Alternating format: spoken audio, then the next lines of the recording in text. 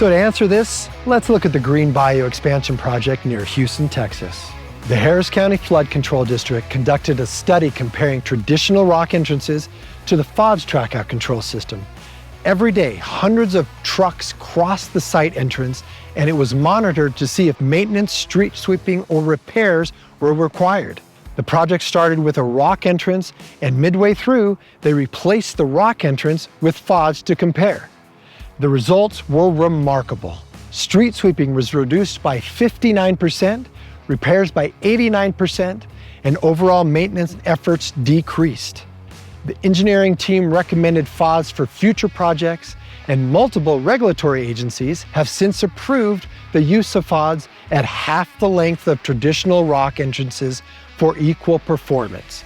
Fods continues to excel in various high-profile construction projects, including NASA launch sites, tech company headquarters, and more.